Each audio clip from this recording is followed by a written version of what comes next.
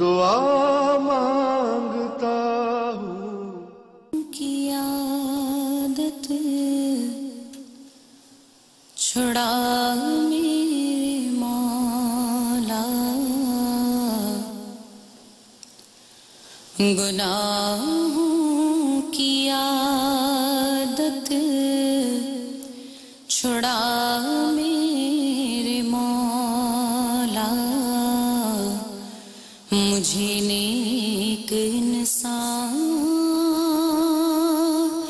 बना मेरे मौला, मुझे नेक इंसान बना मेरे मौला, जो तुझको जो तेरे नबी को पसंद है,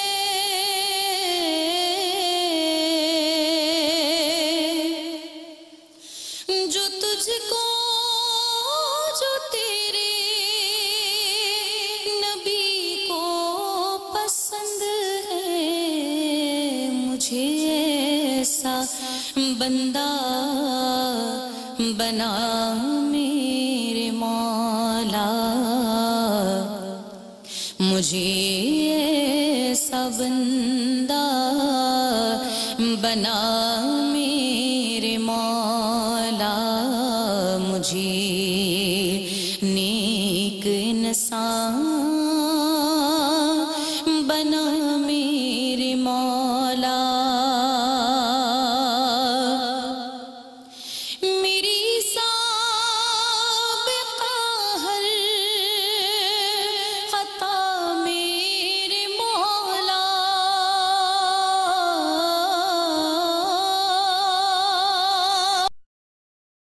मेरी साबिक़ा हर ख़ता मेरे मौला,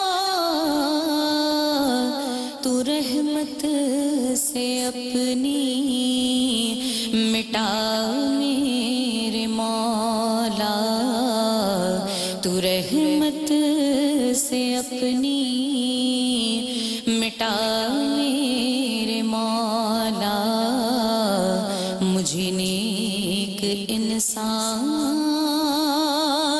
बना मेरे मौला, तुझे तो खबर है मैं कितना बुरा हूँ,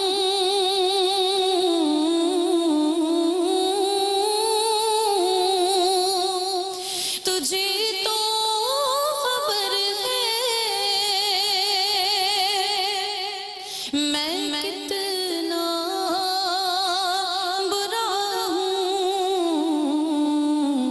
तू ऐबों को मेरे छुपा मेरे मौला, तू ऐबों को मेरे छुपा मेरे मौला, मुझे नेक इंसान बना मेरे मौला, मुझे नेक इंसान बना मेरे मौला। सुभान अल्लाह, सुभान अल्लाह। अस्सलाम वालेकुम, गुड मॉर्निंग पाकिस्तान। आप सब लोगों को भी मेरा सलाम और गुड मॉर्निंग पाकिस्तान। एक ख़ास सुबह के साथ हम आपके सामने हैं। शुक्रिया हुरिया, आपकी आवाज़ में ये दुआ दिल में एक वो कहते हैं ना कि रोंगटे खड़े कर देती है और अल्लाह ताला से माफ़ी मांगने का और ज़्यादा दिल चाहने लगता है आपकी इस दुआ के साथ। वाकई सुबह सुबह आप सबको यही बताना चाहूँगी कि आज की रात हम सब मुसलमानों के लिए बहुत ही ज़्यादा ख़ास है। ख़ास तौर पे आज की रात को शब-ए तौबा कहा जाता है और आज की रात अल्लाह ताला से अपने गुनाहों की माफ़ी मांगने की रात है। अपने आपको डिटॉक्सिफाई करने की रात है। अपने सारे गुनाहों जो आपसे सरजद हुए हैं पिछले आपकी ज़िंदगी में, उन सब की तौबा करने की आपकी रात है। और अल्लाह ताला उन इंसानों को पसंद करता है जो दूसरे इंसान का दिल नहीं दुखाते। तो आज के दिन, आज की रात आप उन सारे लोगों से जिनसे आपकी कोई लड़ाई है या कोई दुश्मनी है या कोई नाराज़गी है या आपकी किसी वजह से उनका दिल टूटा है, आप सब उनको मैसेजेस करके या उनको फ़ोन करके उनसे माफ़ी मांगते हैं। क्योंकि अल्लाह ताला कहता है कि सबसे बड़ा जो है इंसान वो है जो दूसरे इंसान का दिल ना दुखाए। तो मुझे भी आज सुबह से ही, बल्कि कल रात से ही बहुत सारे लोगों के मैसेजेस आने लगे, लेकिन मैं सिर्फ दरख्वास्त ही करूँगी जो लोग मैसेजेस लिख कर भेजें वो ये तो बता दें कि वो हैं कौन। मुझे तो नहीं पता कि वो कौन है, मैं उनको कैसे माफ़ करूं।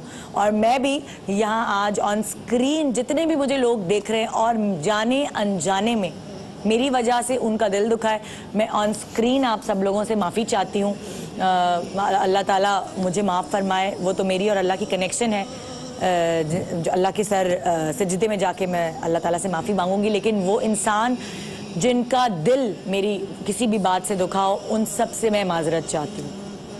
आज के दिन दुआएं कबूल होने की रात होती है। क्या पता अल्लाह ताला आपके हक़ में कोई फ़ैसला कर रहा हो और आप दुआ करें और वो दुआ कबूल हो जाए। तो आज मैं आप सब लोगों से ये पूछना चाहूँगी कि किस किस का क्या क्या इरादा है, किसने क्या इरादा बांधा है कि वो क्या क्या दुआएं करने वाला है, वो किस किस शख्स से माफ़ी मांगना चाहता है। मैं आज जिस तरह मुझे मौका मिला है आज सबसे माफ़ी मांगने का, मैं आज आप लोगों से भी पूछना चाहती हूँ। अगर आप अपनी सास से माफ़ी मांगना चाहती हैं, अगर आप अपनी बहू से माफ़ी मांगना चाहती हैं, अगर आप अपने मियाँ से माफ़ी मांगना चाहती हैं, अपने बहन से माफ़ी, अपने माँ बाप से माफ़ी मांगना चाहती हैं या किसी भी दोस्त अहबाब से, तो आप मांग सकती हैं। मैं आपको मौका देती हूँ। आपसे शुरू करती हूँ हुरिया। सबसे पहले तो अगर तुम दुआ मांगोगी अल्लाह ताला से तो क्या दुआ मांगोगी आज की रात? कुछ प्लान करके रखी है दुआएं? प्लान तो कुछ भी नहीं होता है। आप जब दुआ कर रहे हो अल्लाह ताला की बारगाह में, आपके दिमाग में जो चीज़ें आती जाती हैं वो तमाम चीज़ें आप अल्लाह से मांगते हैं। यकीनन अल्लाह ताला हुरिया जब ज़्यादा जानता है। जब उम्रे पे जाते हैं या हज पे जाते हैं तो मुझे याद है कि बहुत सारे लोग लिस्ट बना के लेके जाते हैं, क्योंकि सब उनको कहते हैं हमारे लिए जाके ये दुआ करना, हमारे लिए जाके ये दुआ करना। तो और वहाँ बैठकर सारी दुआएं याद आ रही होती हैं। तो उसी तरह इंसान के जहन में एक लिस्ट होती है कि आज की इबादत की रात जब अल्लाह ताला के सिजदे में हम झुकेंगे तो हम अल्लाह ताला से ये माफ़ी मांगेंगे, ये दुआ करेंगे। तो तुमने कोई मखसूस दुआ सोची? सोचा तो कुछ भी नहीं है यकीनन, क्योंकि अल्लाह ताला की बारगाह में, क्योंकि अल्लाह खबीर अलीम है, सब कुछ जानने वाला है हकीकत। और वो दिलों के हाल भी जानता है और नीयतें भी जानता है कि कौन किस दिल से दुआ मांग रहा है और कौन किस दिल से माफ़ी मांग चुका है या मांगेगा।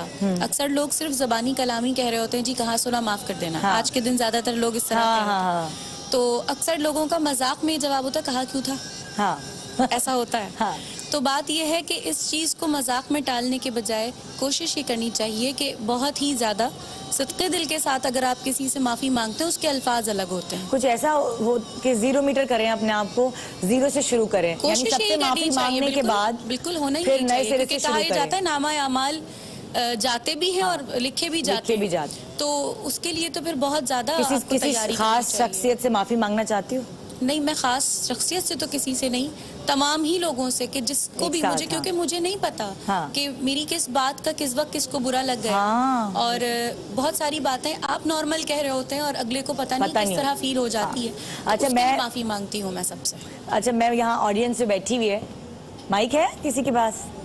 हाँ, जो ऑडियंस बैठी है वो अगर किसी खास शख्स से माफ़ी मांगना चाहती है या कौन सी दुआ आज करने का इरादा रखती है, ये मुझसे शेयर करें। बिस्मिल्लाहिर्रहमानिर्रहीम। मैं अपनी माँ से माफ़ी मांगना चाहती हूँ। मेरी माँ मुझसे नाराज़ है। आप लोग दुआ करेंगे मुझे माफ़ कर दें। माँ सच्चे दिल से नाराज़ नहीं हो सकती। नहीं, वो नाराज़ है, वो सलाम का जवाब भी नहीं दे रही है। अगर इनकी अम्मी देख रही हैं तो इनको माफ़ कर दें, आज बहुत बड़ी रात है, दरगुजर कर दें। आप लोगों से इल्तमास है कि मेरे लिए दुआ करें। पता नहीं मेरी आज आखिरी रात हो, इसी तरह न चली जाओ। अल्लाह ना करे। मैं नहीं चाहती कि अपनी माँ से नाराज़ मेरी माँ नाराज़ हो जाए। अल्लाह ना करे, अल्लाह ना करे। बस यही दुआ। क्या नाम है आपकी अम्मी का? रज़िया बेगम। रज़िया बेगम, अगर आप देख रही हैं, आप हम सब की माँ हैं, आपका दिल बहुत बड़ा है, अपनी बेटी को माफ़ कर देना। बच्चों से तो गलती होती है, बच्चे चाहे कितने भी बड़े हो जाएं, तो सारी माएँ जो अपने बच्चों से नाराज़ हैं, आज की रात उन्हें माफ़ कर दें, दरगुजर कर दें, क्योंकि माँओं का दिल तो इतना बड़ा होता है कि हम सोच भी नहीं सकते। और क्या किससे कौन माफ़ी मांगना चाहता है, शेयर करना चाहेगा? कोई की माफ़ी मांगना चाहता है, या कोई अल्लाह ताला से दुआ? सबने तो रोना शुरू कर दिया, सबको अपनी अम्मियाँ याद आ गई। हाँ जी, किस आगे मांग रही है वो माइक? जी अस्सलाम वालेकुम। वालेकुम अस्सलाम। जी, मैं तमाम अपने अजीज़ और रिश्तेदारों से जिनके साथ अगर मेरी तरफ से कोई ज़्यादती हुई है या मुझसे कोई गलती हुई है तो मैं उनसे माफ़ी मांगना चाहती हूँ, और जिन्होंने मेरे साथ अगर ज़्यादती की है तो मैं उनको माफ़ करती हूँ, और अल्लाह ताला उनको माफ़ बहुत करे। बड़ी बात, बहुत बड़ी बात है, बहुत बड़ी आज की रात दुआ ये करना चाहती हूँ कि या अल्लाह हमें गुनाहों से बचा और हमारी मग़फ़िरत फरमा और हमें हज उम्रे की सआदत नसीब फरमा। आमीन सुम आमीन। आप सब लोगों की दुआएं कबूल हों। और आज का शो लाजमी देखिएगा, क्योंकि आज के शो में सब जो ऑडियंस भी बैठे ना, वो बहुत डूब के बैठे हैं, वो बहुत सच्चे दिल से यहाँ आए हैं। तो आज आप जब हमारा शो देखेंगे, आज ज़िक्र इलाही होगा और अच्छी अच्छी बातें होंगी। सुबह का आगाज़ इतना अच्छा, इतना पाकीज़ा होगा कि खुद ब खुद दिन बहुत ही पाकीज़ा, साफ़ सुथरा और अच्छा गुजरेगा, फ्रेश गुजरेगा। गुड मॉर्निंग पाकिस्तान ब्रेक के बाद हमारे साथ।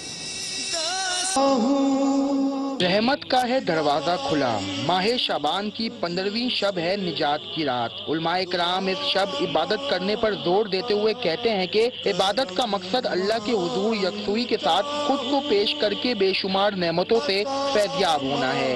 इस रात में जहाँ तक हो सके हम तन्हाई में, खिलवत में अल्लाह ताला से मांगें और इसी तरीके से दिल में हम रोज़ा रखें ताकि हमारा अमल कुरान और हदीस के मुताबिक हो। सारे उमूर जो आइंदा साल होने वाले हैं वो सब फरिश्तों को तफवीज़ कर दिए जाते हैं। फजीलत और बरकत से भरी रात में उम्मत मुस्लिमा जहां मसाजिद में रब्बे कायनात के हुजूर सरबा सजूद होकर हाथ उठाए अश्कबार आंखों से तौबा इस्तगफार और मग़फ़िरत के तलबगार हैं, वहीं लोगों की बड़ी तादाद अपने मरहूमीन के इसाले सवाब के लिए कब्रिस्तानों का रुख भी करते हैं। शब बारात के मौके पर शहर भर की मसाजिद को बरकी कुमकुमों से सजाया गया है, जबकि महफिल ज़िक्र अस्कार, सलातुत तस्बीह और खुसूसी दुआओं का एहतमाम भी किया। Welcome back, good morning Pakistan. जी, आज हम आपको अपने शो में क्या क्या सिखाना चाह रहे हैं, हम आपको बहुत सारी चीज़ें बताना चाह रहे हैं, क्योंकि आज की रात या आज के दिन बड़ा अच्छा लगता है कि अपने घर में सब हलवे, कुछ मीठी चीज़ें बना के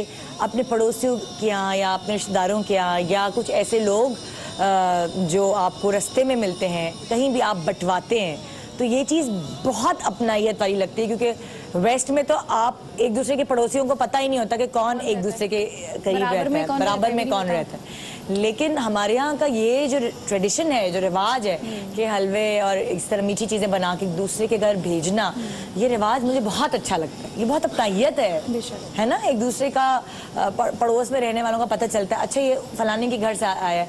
कोई खाने पीने का भूखा नहीं होता, लेकिन ये छोटे छोटे रख रखाव वाली चीज़ें होती हैं जो इंसान की ज़िंदगी में एक दूसरे से उसको करीब तो पतन जाना है। क्योंकि अक्सर लोगों के जहन में ये भी होता होगा ना कि जी अब ऐसे ही माफ़ी मांगने जा रहे हैं, हाँ, किसी से कहने जा रहे हैं, तो अगर कुछ मीठा ले जाएंगे तो उसका दिल खुश होगा। हाँ, हो सकता है ये भी एक कॉन्सेप्ट हो। एग्जैक्टली। तो आप लोगों का मुंह आज मीठा होगा, लेकिन कुछ ऐसी रेसिपीज से जो शेफ समीना आपको बताने वाली है, तो मैं आज उनके पास जाने वाली हूँ और मैं भी सीखने वाली हूँ कि वो कौन कौन से हलवे मांडे कहते हैं ना, हलवे मांडे सिखाने वाली हैं। तो आइए देखते हैं। वैसे भी मिठास होनी चाहिए जिंदगी में। अस्सलाम वालेकुम शेफ समीना। वालेकुम अस्सलाम, क्या हाल है? मैं बिल्कुल ठीक ठाक। तुम भी आ जाओ ना मेरे साथ जरा, अच्छा सलीकामंद अच्छी सलीकामंद बहू और बीवी साबित हो जाओ। कैसी हैं आप? ठीक ठाक हैं? ठीक ठाक हूँ, तुम बताओ क्या हाल चाल है? बिल्कुल ठीक ठाक। मैं आपसे पूछना चाहूँगी सबसे पहले, आप किसी से माफ़ी मांगना चाहती हैं तो मैं आपको एक प्लेटफॉर्म फराहम करेंगे। मैं देखें किसी ख़ास शख्स से तो नहीं, लेकिन ये बहरहाल जितने लोग भी मुझे देख रहे हैं, ज़ाहिर है हमारा जिस फील्ड से ताल्लुक़ है उसमें कभी कभी ऐसा होता है कि हम जैसे लाइव प्रोग्राम करें, कभी किसी की दिल आज़ारी अगर मेरी तरफ से हुई है हमारे मेकअप रूम में या हमारे जितने भी इर्द गिर्द जाने वाले लोग हैं, बाकी लोग हैं, अगर मुझसे कोई दिल आज़ारी किसी की हुई है तो वो चले एक दफ़ा हमारे प्रोग्राम में नहीं आई थी, मैंने आपको माफ़ कर दिया। देखिए वो बहुत शुक्रिया। हाँ मैंने कहा ऑन एयर कह रही हूँ मैं, कोई बात नहीं, चले ठीक है, तुम्हारे दिल में था, जादू है बहू के हाथों में। अच्छा सुनिए, कभी ऐसा हुआ है कि आप की कुकिंग क्लास में कोई लड़की आपसे खाना पकाना सीख रही है और आपने उसे झड़क दिया, क्या तुमने इतनी दफा सिखाया है और तुमने क्या बनाया और फिर वो दिल पकड़ के बैठ गई? मैं कभी भी नहीं इस तरह से करती। मैं कहती हूँ कि ठीक है, बाज़-औक़ात क्या होता है कि बच्चियाँ वाकई नहीं सीख पाती हैं, थोड़ा सा गुस्सा भी आ रहा था, लेकिन मैं गुस्सा से नहीं दिखाती। मैं कहती हूँ अगर एक दफा इस पर गुस्सा दिखा दिया तो इसका दिल खराब होगा। हाँ, फिर वो कहेगी मैं नहीं पका रही। और मैं कहती हूँ कि जब आप कुकिंग करते हैं या कोई भी ऐसा काम करते हैं तो ज़ाहिर है आहिस्ता आहिस्ता आपको आता है ना, तो फौरी तौर पे अगर मैं उससे तवक्को रखूंगी तो ज़ाहिर है मुश्किल हो जाता है ना। हाँ ये बहुत ज़्यादा तेज। मैंने कहा ये इसको यहाँ रख दीजिए, यहाँ रख दूँ, यहाँ रख दीजिए। अच्छा, आज आप हमें कौन से ऐसे हलवे बनाना सिखा रही हैं जो हम अपने पड़ोस में या अपने इर्द गिर्द के लोगों को, रिश्तेदारों को, दोस्तों को बना के बांटने जाएंगे या उनको भिजवाएंगे? अच्छा देखिए, हलवे तो 2-3 तरह के ही ज़्यादा पसंद किए जाते हैं। जैसे कि सबसे एक जो अच्छा हलवा पसंद किया जाता है वो चने की दाल का हलवा। थोड़ा सा टाइम टेकिंग होता है और लेकिन ये कि लोगों को बहुत पसंद आता है। वो हम यहाँ पे बनाएंगे, जो कि बनने मैंने यहाँ पर रख दिया है। तुम्हें आता है? बहुत सिंपल तरीके का। चने की दाल का नहीं आता, देखना भाई गरम चूल्हे पे ना, चूल्हे पे नहीं रख रही। अच्छा दूसरा इसके अलावा हम एक सूजी की कतलियाँ बनाएंगे, सूजी का हलवा। वो भी बहुत पसंद किया जाता है, वो मैं बनाऊंगी। अच्छा, वो जो जमा हुआ होता है जो काट के बड़ा सहूलत रहती है जी, वो बना रहे हैं यहाँ पर। अच्छा, चने की दाल के हलवे के बारे में पहले थोड़ा सा बता दूं कि हम इसमें क्या क्या हमने किया है। देखिए, इसका एक सिंपल तरीकेकार है, अगर आप वो रेशो अगर अपने जहन में रखेंगे तो डेफिनेटली हलवा जो है बहुत अच्छा बन जाएगा। हाँ, ये बड़ा रिस्क होता है भाई चने की दाल का हलवा। अच्छा, उसमें क्या है कि सबसे अच्छा पहले बताया नहीं, देखिए मुझे तो चने की दाल का हलवा मतलब पता ही नहीं, सिर्फ खाना आता है मुझे। चलिए, इसमें दाल कौन सी डालेगी? चने की दाल, जो मोटी वाली होती है चने दाल के हलवे से चने की दाल का हलवा ही आता है। ठीक है ना? कहीं कच्ची रखी है तो मैं नहीं, कच्ची नहीं। देखिए वो गोल वाली दाल जो होती है, चने की दाल मोटी वाली जो सबसे बड़ी वाली होती है। अच्छा देखिए, अरहर की दाल और दोनों मिलती जुलती होती है, लेकिन चने की दाल स्लाइटली मोटी होती है ना। चने की दाल हमने ली आधा किलो, उसमें हमने आधा किलो ही दूध डालिएगा। दूध डाल के उसको हमने बॉईल कर लिया। ठीक है, बॉईल इतना करेंगे गल जाए, गलने के बाद उसको बहुत बारीक पीस लिया हमने चॉपर में डाल। अच्छा, उस वक्त हमने चीनी वीनी कुछ भी नहीं डाला? भी नहीं, सिर्फ ये आधा किलो दोनों आधा किलो दूध। चने की दाल देर से गलती है तो फिर उसमें दूध में क्या पानी भी पानी डाल सकते हैं? पानी डाल सकते हैं, कोई इतना। अच्छा, अगर आप चने की दाल भिगोए नहीं भिगो लें तो क्या होता है कि उससे जल्दी गल जाती है। हल्की आंच पे एक उबाला है, हल्की आंच कर दें, आप बेहतरीन दाल गल जाएगी। आधा किलो आपने दाल ली, दाल को आपने पीस लिया। पीसने के बाद 1 कप घी लीजिए। 1 कप घी मैंने लिया, कुछ नहीं उसमें शामिल किया, छोटी इलायची वगैरह इसलिए शामिल नहीं की कि वो मोटी होती है, जब हम काटते हैं तो क्या होता है वो जरा खराब हो जाती है, मेरी चक्की जो बनती है। तो मैंने सिर्फ घी गर्म किया 1 कप और उसके अंदर ये चने की दाल डाल दी। अच्छा, हलवे में घी क्यों डालें?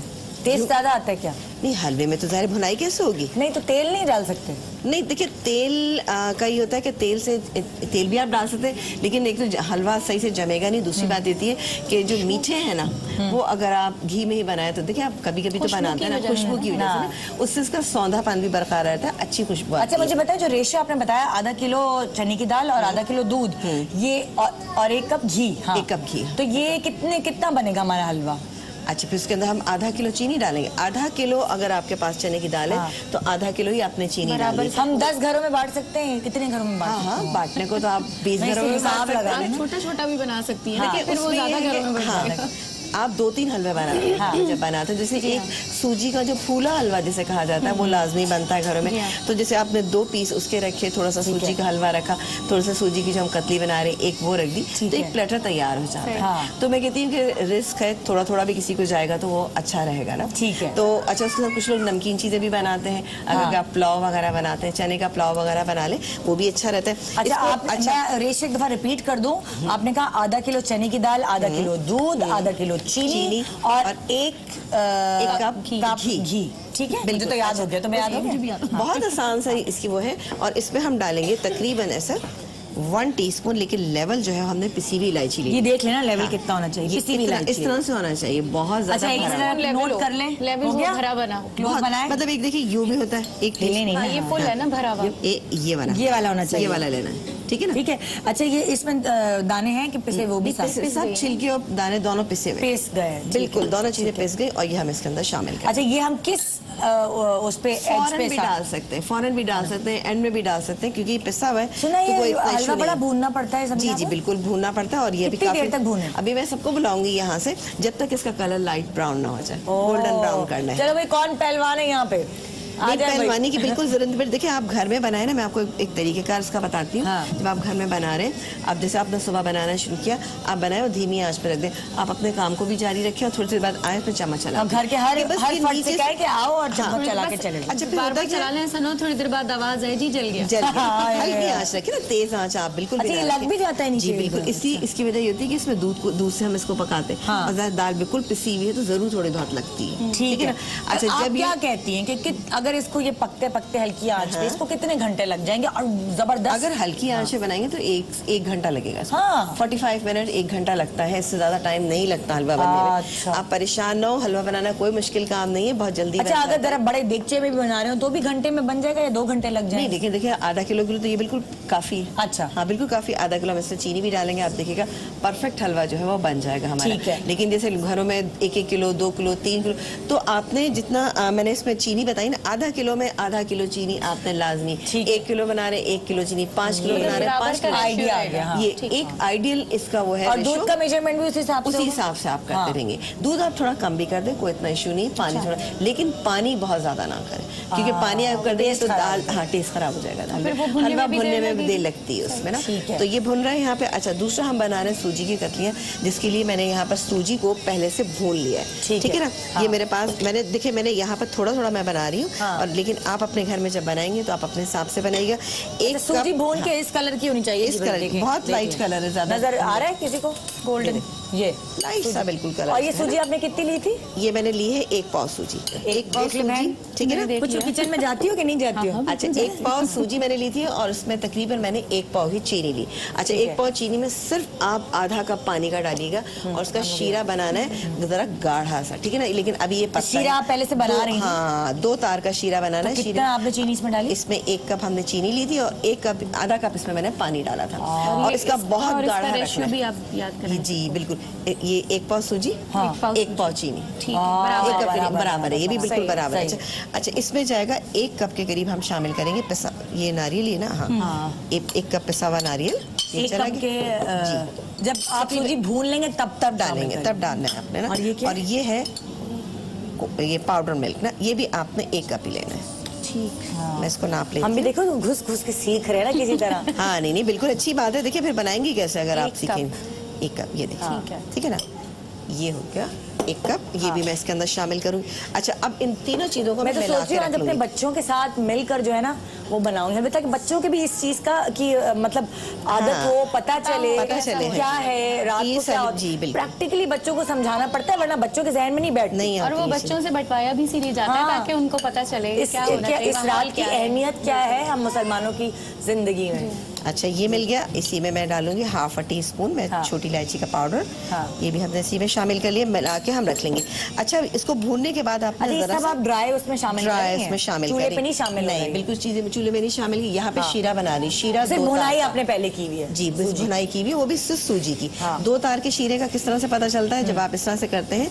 और अभी तो बहुत गर्म है, इसको मैं पकड़ूंगी और यहाँ से भी करेंगे। ये देखिए अभी 1 ही तार का शीरा, 1 तार। अभी जब 2 तार निकलेंगे, 2 तार निकलेंगे इसमें तो इसका मतलब है 2 तार। अच्छा एक हम मिस कर गए, एक दफा दोबारा। आप गरम है। हाँ ठीक है। अच्छा चले आप ऑन स्क्रीन लाइन जल्दी से फ्रेम बनाएं। ये 1 तार का है ना। अभी थोड़ा सा और गाढ़ा, ये देखिए अभी जब इसकी 1 तार के बजाय 2 तार निकलेगी। आया एक माइक्रोस्कोप लगा ले भाई। ये देखिए 1 तार बन रहा है। जैसे चावल की कनी चेक करते हैं उस तरह ये देखिए बिल्कुल 1 तार, जबरदस्त। ये देखिए बन गया। जल्दी से लीजिए। हाँ ले लिया, ठीक है। अच्छा अब ये जैसे ही थोड़ा सा और गाढ़ा हो जाएगा तो ये मैं इसके अंदर शामिल करूँगा। डालने के बाद हम इसको इस तरह से भूनेंगे कि एकदम से ये साइड्स छोड़ देगा और जाल सा बनेगा और फौरी तौर पे ग्रीस पैन में निकाल लेंगे। ये वाली सब तमाम चीजें। जैसे ही 2 तार हो गया आप इसमें डालेंगे और डालने के बाद हम इसको भूनेंगे। जब अच्छी तरह से ये भून जाएगा और आप देखेंगे साइड्स छोड़ना शुरू हो गया, जाल सा बनना शुरू हो गया, फौरन हम पैन में निकालेंगे, ऊपर से बादाम पिस्ते डालेंगे और इसको काट। अच्छा मुझे एक बड़ी टिप जरूरी है जो लोगों को देनी है। हलवे कौन से चम्मच से और कौन से बर्तन में बनाने चाहिए? देखिए, जो इसके लिए जो चम्मच हम इस्तेमाल करें वो लकड़ी का चम्मच इस्तेमाल करें, उससे भूनना ज्यादा आसान होता है। इसकी वजह ये होती है कि देखिए, अगर आप बर्तन हमारे खराब नहीं होंगे, बर्तन खराब नहीं होते। दूसरी बात ये कि अगर आप सिल्वर के बर्तन में या स्टील के बर्तन में करते हैं तो देखिए उसमें हलवा जलता भी ज्यादा है, ठीक है ना, लगता है। और फिर उसके बाद जब आप उसको भूनते हैं तो भूनने से क्या होता है कि वो लकड़ी का चम्मच जो है ना वो उस पतीली की जो सिल्वर होता है उसको भी निकाल। और नॉन स्टिक पैन आप ज्यादा बेहतर है। लेकिन अगर आपके घर में इतना बड़ा नॉन स्टिक पैन नहीं है तो आप उसमें बना सकते हैं, लेकिन उसमें भी आप लकड़ी का चम्मच इस्तेमाल करें, ये बेहतर है, ठीक है ना। लकड़ी का चम्मच ये होता है कि ज्यादा आसान होता है उससे बनाना, और भूनना भी ज्यादा आसान है, ये गर्म भी नहीं होता है, आसानी के साथ जो है ना आप इससे भून। अब आपने इसको भूनते रहना है, और ये वाला हलवे का तार जो है तकरीबन, मुझे 2 तार देखने का शौक हो रहा है कि 2 तार बन जाएंगे, बस इसी में अब इसमें तकरीबन ऑलमोस्ट बन गए। अच्छा, 2 तार हो गई है। अभी आपको तो अंदाजा है ना? मुझे अंदाजा है। हम तो अपनी उंगलियां जला के अंदाजा करेंगे ना ये। अब जैसे मैंने एक तार में अपनी उंगली जला ली, अब दूसरी पे नहीं जलाऊंगी। ठीक है ना? है क्या करी? अब ये देखे फरमाइशी प्रोग्राम क्या अम्मी नाराज है ना बेटा, है अभी और अल्लाह ये यासिर से करवा लीजिएगा, ये मेरी तार बना देगा यासिर। ये देखिए बन रहे दो, अब 2 बन जाएंगे, ये देखिए ये 2 बन गए, 2-3 कितना मजा आ रहा है ये चीज देखने में। ठीक है ना, मुझे ये हो गई। अब मैं ये इसके अंदर डाल देती हूँ, ठीक है। अच्छा, कुछ लोग वो रंग भी तो मिला देते हैं ना सूजी में, नहीं वो दूसरा वाला हलवा, जो रंग वाला होता है वो दूसरा होता है, फूला हलवा होता है। फूला हलवा कहते हैं जी। और ये इसको क्या कहते हैं? ये सूजी का कतली वाला हलवा, कतली वाला। अच्छा, ये सख्त जो बनेगा। जी जी जी। अब मैं पकड़ लूँ। हलवों की भी कितनी टाइप्स हो गई ना, सूजी को चाहो तो नरम। ठीक है, एक छोटा सा ब्रेक ले रहे। हम आज 2 हलवे बना रहे हैं। नहीं, हम और भी बनाएंगे, और भी बनाएंगे, बेसन का भी बनाएंगे। अरे अभी तो बहुत सारे हलवे बाकी हैं। अच्छा, और साथ मजे की बात ये कि हम आपको सिर्फ हलवे नहीं बनाना सिखा रहे, हम आपको वो सलीका भी सिखाएंगे कि इसको प्रेजेंट आप कैसे करें, आपका सलीका नजर आना चाहिए। मुझे बड़ा मजा आता है, मतलब हलवा के टेस्ट भी अच्छा हो और साथ साथ उसकी प्रेजेंटेशन भी बहुत मायने रखती है। गुड मॉर्निंग पाकिस्तान में एक छोटा सा ब्रेक के बाद हमारे साथ रहिए। बहुत सारी इंटरेस्टिंग मालूमात हमारे आज की रात के हवाले से जानने के लिए। Good morning Pakistan.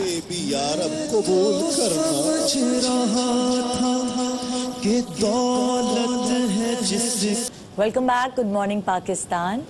हमारे साथ यहाँ इस्लामिक स्कॉलर सबा रईस हैं और इतनी छोटी सी उम्र में इतनी सारी नॉलेज लिए हुए आज हमने इन्हें दावत दी है, और कुछ सवालात ऐसे जो आप सबके जहन में भी हैं और मेरे जहन में भी हैं। और ज़ाहिर है बच्चों की छुट्टियां हैं तो वो भी अगर टीवी के आगे बैठे होंगे तो उनकी नॉलेज गेन करने के लिए भी बहुत अच्छा है कि हम इस हवाले से आज सवालात करें और उसके जवाबात हम तक पहुँचें।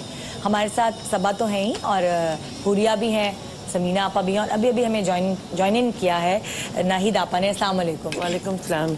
कैसी हैं आप नाहिद आपा? ठीक है, अल्हम्दुलिल्लाह, अल्लाह का शुक्र। नाहिद आपा, आज हमें ये बताएंगी कि सलीके से जो हलवे आप बनाएंगे उसको किस तरह अपने घर से दूसरे घर तक ट्रांसफ़र करना चाहिए, उसका एक सलीका और तमीज़ होती है, वो आपके अंदर डालने की आज कोशिश करेंगे दफ़ा फिर।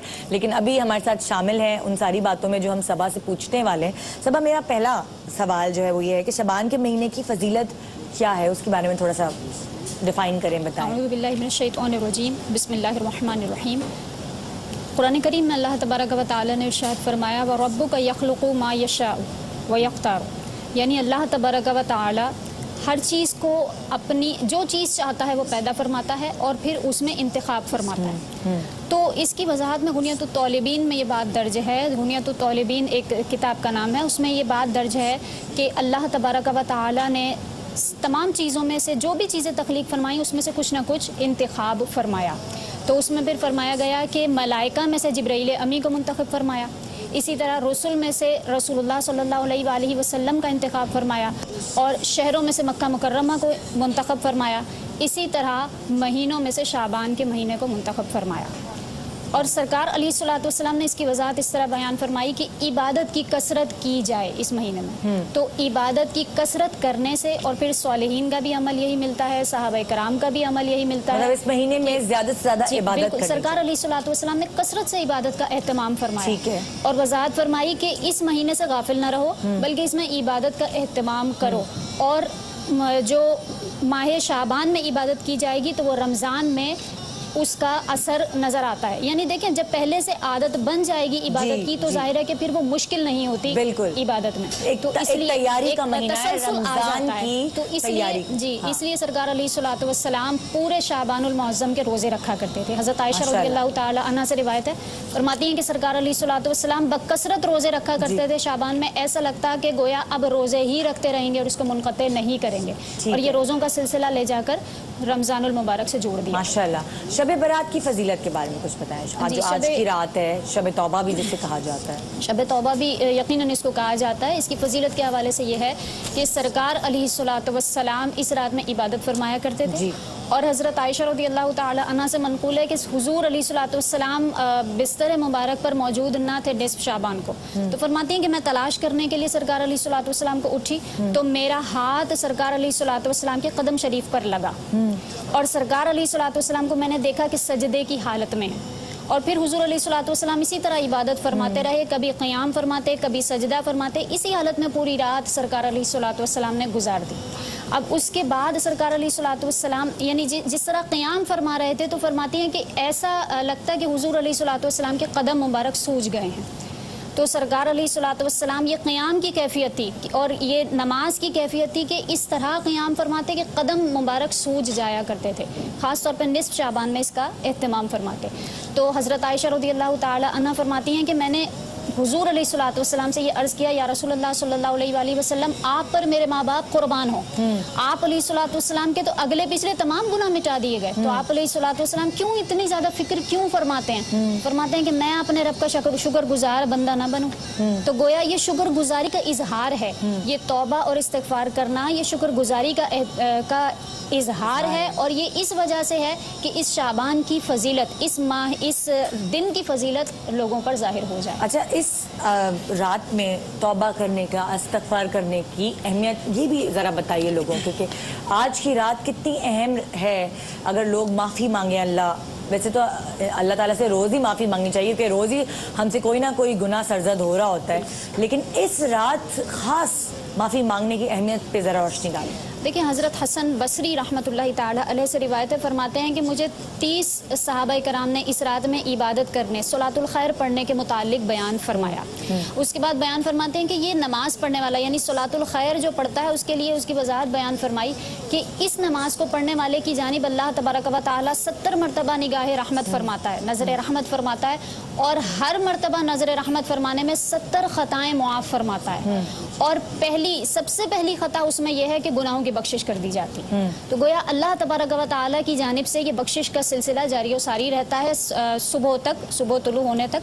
और फिर इसीलिए कहा गया, और एक रिवायत में इस तरह भी है कि वो लोग जो लोगों से कता ताल्लुक़ी करते हैं तो उनकी दुआएं कबूल नहीं होती, उनकी बख्शिश नहीं की जाती है, क्योंकि जब लोगों को मुआफ़ नहीं करेंगे तो अल्लाह तबारक व तआला भी मुआफ़ नहीं करता। वो लोग जो सब लोगों से नाराज़ होकर, खास तौर पे एक रिश्तेदार ऐसा होता है जो सबसे लड़ाई करके झगड़ा करके बैठ जाता है, अगर वो इबादत भी करे कुछ भी करे लेकिन अल्लाह ताला उसकी इबादतों को कबूल नहीं फरमाता, क्योंकि वो बाकी सबका दिल तो साफ करे, इंसान को लोगों के साथ रहना, यही कहने का इसीलिए कहा गया है कि अपनी इबादत का एहतमाम करने से पहले लोगों से माफ़ी मांग ली जाए। मैं भी यही कहूँगी कि अगर किसी का दिल मेरी तरफ से दुखा हो तो मैं उससे माफ़ी मांगती हूँ कि जो भी मेरी तरफ से ख़ता हुई हो तो मुझे माफ़ कर दीजिए। ठीक है।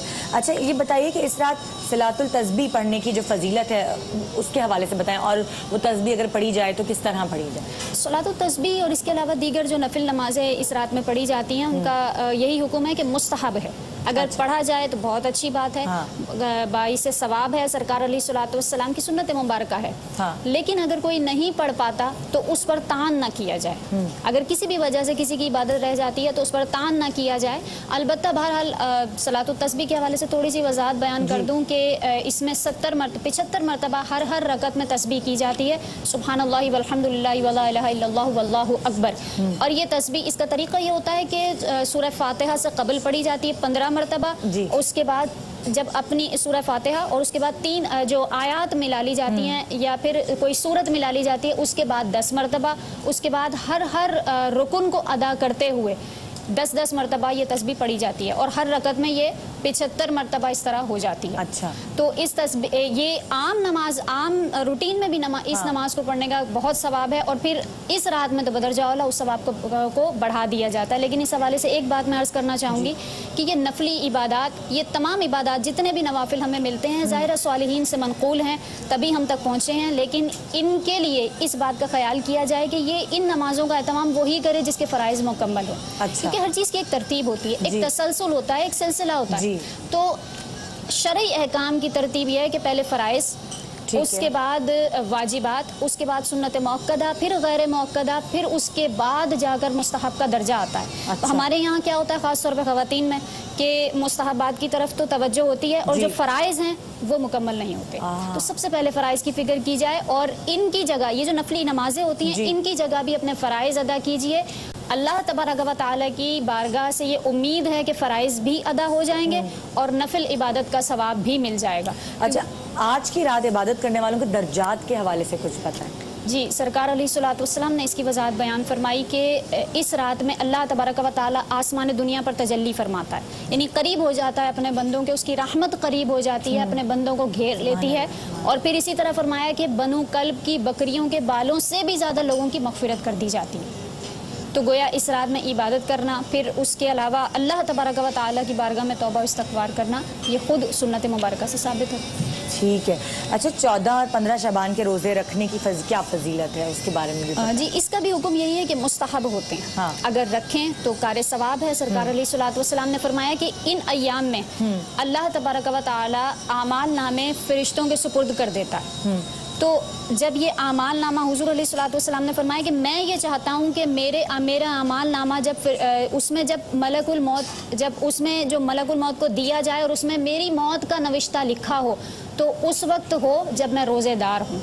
यानी जब मलकुल मौत को मेरा ये पैगाम नामा भेज दिया जाए, मेरी मौत का पैगाम नामा भेज दिया जाए, तो उस हाल में हो कि मैं उस वक्त रोज़ेदार हूँ। तो चूंकि इस वक्त आमाल नामे तब्दील होते हैं, 14-15 शाबान को जो पिछले साल के होते हैं वो ख़त्म हो जाता है सिलसिला, फिर उसके बाद नए आमाल नामे के लिए फरिश्तों को गाइड कर दिया जाता है। तो उस हवाले से कहा जाता है कि ऐसा इसलिए 14 और 15 शाबान को रोज़ा रखा जाए कि आमाल नामे का आखिरी दिन भी रोज़े से हो और आमाल नामे का पहला दिन भी रोज़े से। अच्छा, ये बताइए, अक्सर बच्चे जो हैं वो इबादत से ज़्यादा दूसरी चीज़ पर तवज्जो दे रहे होते हैं। आतिशबाजी का सामान इकट्ठा किया होता है और बस दोपहर से शाम से आतिशबाजी का सिलसिला जारी हो जाता है। और अब तो शायद इतना नहीं, लेकिन जब हम छोटे थे तब तो बहुत हमने भी किया है, लेकिन हमें नहीं पता था कि क्यों होता है। हम देखते थे सब और बड़े बच्चे कर रहे हैं तो हम भी फुलझड़ियाँ जला रहे हैं, आतिशबाजी हो रही है, दूसरों की जो इबादत कर रहे हैं उनको डिस्टर्बेंस हो रही है, पटाखे फोड़ रहे हैं।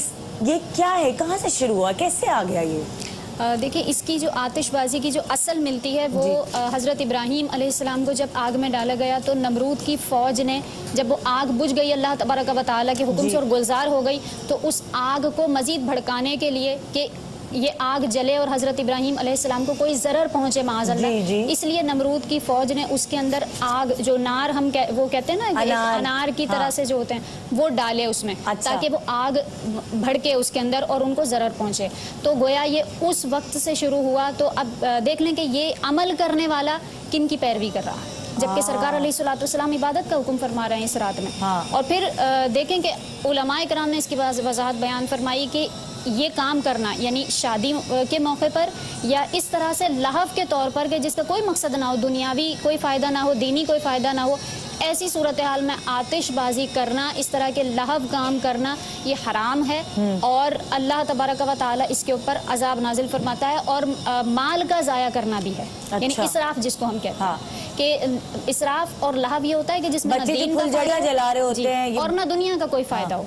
तो और उसके अलावा दूसरी चीज़ ये कि देखें, इंदल्लाह तो इस तरह मुजरिम है, और इंदल क़ज़ा यानी गवर्नमेंट ने चूंकि पाबंदी लगाई हुई है तो इस एतबार से भी मुजरिम करार पाएंगे। अच्छा। तो जो बेचने वाला है वो भी, जो इस्तेमाल करने वाले हैं वो भी इस बात को ज़रा मद्देनज़र रखें। और फिर वो जो ऐसी सातें हैं कि जिनको इबादत की सदाओं से गूंजना चाहिए, वो इस तरह के जो आलात होते हैं उनके से निकलने वाले धुएं की वजह से धुंधली हो जाती हैं। तो और बज़ औक़ात आपने देखा होगा कि इतनी ज्यादा आतिशबाजी होती है कि सांस लेना भी मुश्किल हो जाता है। बिल्कुल। और खास तौर पे जो इबादत करे तो एकदम चौंकते हैं, और क्योंकि वो अपनी एक मगन होते हैं ना अल्लाह और अपने राब्ते में इतने मगन होते हैं, वो एकदम पटाखे की वजह से कंसंट्रेशन लूज कर जाते हैं। जी बिल्कुल, और देखें ये इबादत करना सरकार अलैहिस्सलाम का अमल है और इबादत में खलल पैदा करना ये कुफ्फार का तरीका। अच्छा, इस हवाले से बताएं कि अक्सर मैंने देखा है कि इस रात जो और भी जो बड़ी रात होती है सब बच्चे सब बड़े मिलकर इबादत करते हैं एक साथ, इसके सवाब के बारे में बताएं कि क्या इस तरह होना चाहिए? सारे खानदान के बच्चे मिलकर या सारे पड़ोस वाले एक घर में आ जाते हैं किसी भी बाजी के घर में और वो उनको गाइडलाइन दे रही होती है कि इस तरह नमाज पढ़ो, इस तरह तस्बीह पढ़ो, इसके हवाले से बताएं क्या इस तरह की चीजें मोहल्लों में घरों में होनी चाहिए? देखिए, अगर बच्चों को इस तरह से गाइड किया जाए, क्योंकि जाहिर है कि अगर गाइड नहीं करेंगे तो फिर वही बाहर का माहौल देखकर वो आतिशबाजी में मसरूफ हो जाएंगे। बिल्कुल उनके लिए यह एहतमाम करना चाहिए, बच्चों को घर में इस तरह का माहौल प्रोवाइड करना चाहिए। और अगर बड़े भी मिलकर ये नफली इबादत कर रहे हैं तो इसमें शरन हरज नहीं है, उस सूरत हाल में कि आपको पता है कि आप अकेले इबादत नहीं कर पाएंगे, वरना अकेले ही इबादत करना अफजल होता है। लेकिन अगर पता है कि घर जाकर सो जाएंगे, नहीं कर पाएंगे, तो फिर आप गैदरिंग का ये पूरा माहौल बना लें, उसमें इबादत करें, बेशक कार सवाब है, इसमें किसी किस्म का कोई हरज नहीं। अच्छा, एक सवाल जो अभी मेरा रह गया है, मैं फिर ब्रेक पे जाऊंगी। हलवे एक दूसरे के घर में तकसीम करने की, बांटने की क्या अहमियत है आज की रात? देखिए, हलवे वगैरह तकसीम करने का असल हुक्म यह है कि इसाले सवाब के लिए होता है। अच्छा। और इसाले सवाब किसी भी चीज़ का किया जा सकता है, वो हलवा आप तकसीम करें, ना कर सकें कुछ और तकसीम कर दें, तो इसाले सवाब करना ये शरन जायज़ होता है किसी भी चीज़ का, इसमें किसी किस्म की कोई कबाहत नहीं है। अच्छा। एक चीज़ की तरफ तवज्जो दिलाना चाहूँगी कि हलवे हम बनाते हैं, लेकिन बसा औकात ख़वातीन सुबह से लेकर शाम तक वो हलवे बनाने में ही मसरूफ़ रहती हैं और उसकी वजह से उनकी रात की इबादत डिस्टर्ब होती है। तो इस बात का खास ख्याल करना चाहिए कि आप एक चीज़ बना लें, अच्छी चीज़ बना लें, अल्लाह की राह में अच्छी चीज़ ही देनी चाहिए। लेकिन अल्लाह मकसद इस रात का इबादत है, तादाद को नहीं देखता, अल्लाह तबारक व तआला खुलूस को देखता है। तो इसका एहतमाम ना करें कि 10-12 हलवे जब तक आप नहीं बनाएंगे जब तक वो शब बारात का मजा नहीं होगा। एक भी चीज़ आप बना रहे हैं या आप अपनी कैफियत पर डिपेंड करता है कि आप जी बिल्कुल अगर जी बिल्कुल पहले भी बनाया जा सकता है, फिर उसके बाद खास इस दिन ईसाले सवाब कर दें, इससे पहले भी 13 शाबान को भी कर दें। ईसाले सवाब के लिए कोई दिन मुकर्रर नहीं होता, आप जिस दिन भी ईसाले सवाब करना चाहें अल्लाह की बारगाह में। जनाब, एक छोटा सा ब्रेक लेंगे और ब्रेक के बाद हम दोबारा हाजिर होंगे। अभी हमने आपको बहुत कुछ बताना है आज की रात के हवाले से, और शेफ समीना और मजीद हलवों की रेसिपी बताएंगी, और नाहिद आपा तो यहाँ है ही, नाहिद आपा से हमने अब नेक्स्ट सेगमेंट में मैं आऊँगी इनके पास और ये जानने की कोशिश करेंगे कि हलवों को तकसीम या बांटने का जो सिलसिला है वो किस तरीके से करना चाहिए। गुड मॉर्निंग पाकिस्तान, ब्रेक के बाद हमारे साथ है। हुजूर नबी करीम सल्लल्लाहु अलैहि वसल्लम ने इरशाद फरमाया, शाबान मेरा महीना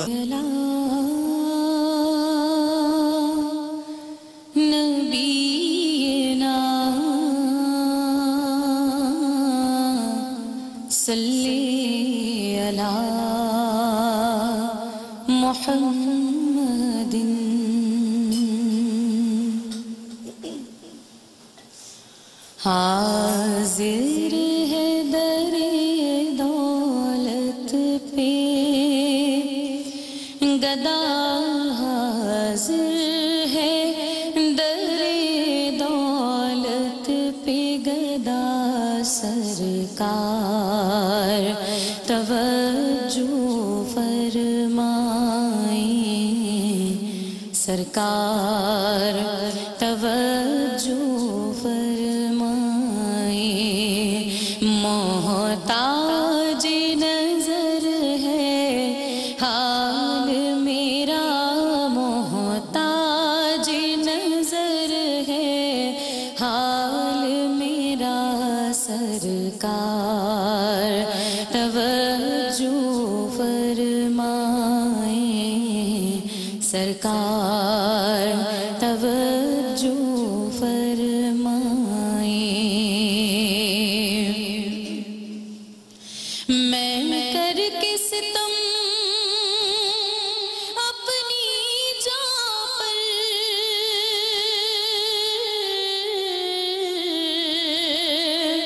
कुरान से जाऊंगा सुनकर,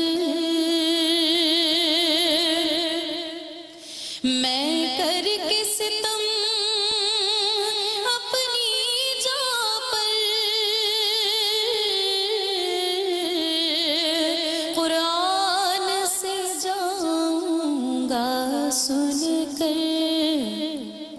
आया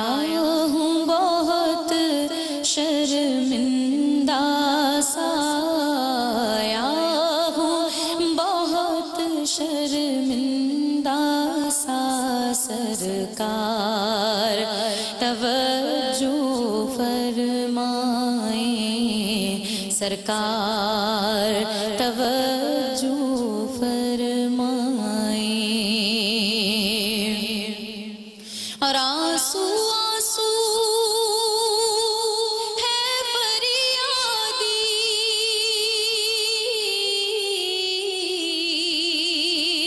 और अर्ज़ करम हिचकी हिचकी। आंसू आंसू है फरियादी, और अर्ज़ करम हिचकी हिचकी।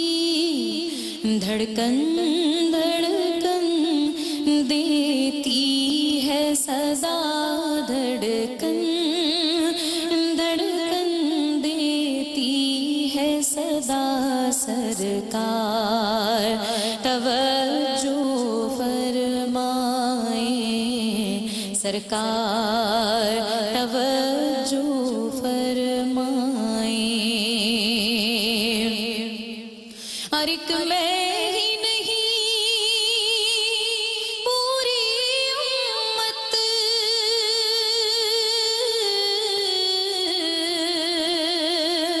सारी दुनिया सारी खलकत, एक मैं ही नहीं पूरी उम्मत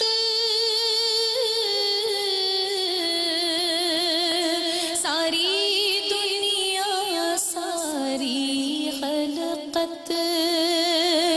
तकती है रास्ता रहमत का, तकती है रास्ता रहमत का।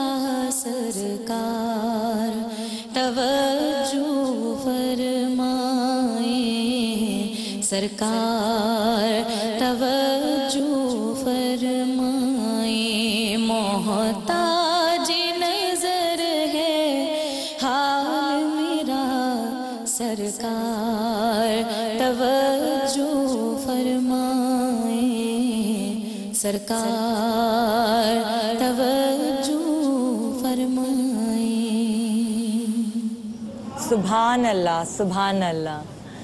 जी तो हम अपने प्रोग्राम को आगे बढ़ाते हैं और मैं नाहिद आपा के पास चलती हूँ कुछ सलीका, कुछ सुघरापा सीखने के लिए और आपको सिखाने के लिए भी। आइए जी नाहिद आपा, आप ज़रा प्लीज़ हमें गाइड करें कि हम किस तरह तरीके से, ये नहीं कि ज़्यादा चीज़ें भेजनी है या जिसकी जो जिसका जो बजट है उसमें रहते हुए किस तरह तकसीम कर मैंने तो सबसे पहले कहूँगी इतनी अच्छी बातें इन्होंने बताई। और ये दिन सिर्फ हलवे बनाने के नहीं है, पहले हमारे दिल साफ हों, बिल्कुल हम माफ़ी मांग लें, हम लोगों को माफ़ कर दें। हम कहना तो बहुत आसान होता है मगर करने की बात जो होती है ना वो बहुत बड़ी होती है कि करें तो आप दिल से करें, फिर अपना दिल साफ कर लें। ये दिन पता नहीं बार बार किसको नसीब हो, हम रहें या ना रहें, तो इन चीज़ों पे ज़्यादा टाइम लगाना है, बच्चों को इन्वॉल्व करना है। क्योंकि हमने जो सीखा, जो हमें ये हलवे और सब ये हमने बचपने से अपनी माँ को करते हुए, घर में बहुत आसान है बाजार से लेना, मगर इन चीज़ों में थोड़ा मेहनत करिए और मेहनत करने बच्चों को इन्वॉल्व जरूर। एक्चुअली जो हम कहते हैं बच्चों की तरबियत वो यही चीज़ें शामिल होती हैं। ये नहीं होता कि आप उन्हें कायदा आपकी उनकी जो स्थानीय जी है वो आके बैठकर उनको वर्बली थ्योरेटिकली समझाएं, बल्कि वो जो घर में और आसपास अपनी जिंदगियों में होता हुआ देखते हैं वही वो चीज़ ग्रैस्प देखते हैं कि ये करें। तब हम नहीं होंगे तो बच्चे सदका जारिया बनेंगे जी। और सफाई सुथराई से, हल्का गर्मी है आप शरबत ही पिला दें, जरूरी नहीं कि आप हलवों में ही लगे। आप आज के दिन नहीं बनाया, कल परसों पूरा महीना पड़ा है, मगर किसी कोई गरीब है उसको कपड़े पहना दें, कोई इस तरह की चीजें लेके चलें। स्टकअप ना हो के बाद हलवे ही बनने हैं, टाइम नहीं जाया करें। और हलवे बन जाते हैं, अब किस तरह दिए जाते हैं, किस वक्त दिए जाते हैं, बहुत हल्की फुल्की से। मैंने सबसे पहले मैं आपको बताऊं मैंने क्या किया है, गरीब होते हैं बहुत, आपके नेबर्स का बिल्कुल हक होता है, मगर आगे गरीब बहुत होते हैं, आप किस तरह उनको प्यार मोहब्बत से बना के दें। मैंने क्या किया कि ये पत्ते लिए, कुछ नहीं है आपके पास, पेपर नहीं है जी, किधर चली ये हाँ। ये मैंने सिर्फ पत्ते लेके, हाँ। आप इस पत्ते को सिर्फ ये करें, ये बच्चों से काम करवाएं। ठीक है।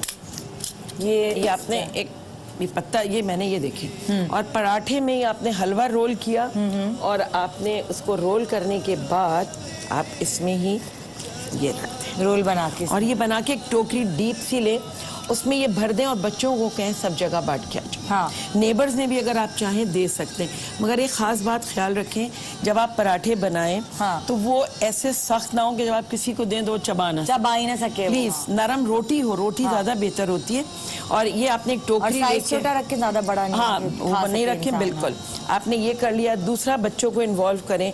हलवा सुन के लोग कहते हैं हम नहीं खा रहे हलवा, आपने ये कप केक का मोल्ड है, आपने उसके अंदर बना ली। वाह, इस तरह ये आपने हलवे, ये हलवे का लुक ही बदल जाता है। हाँ।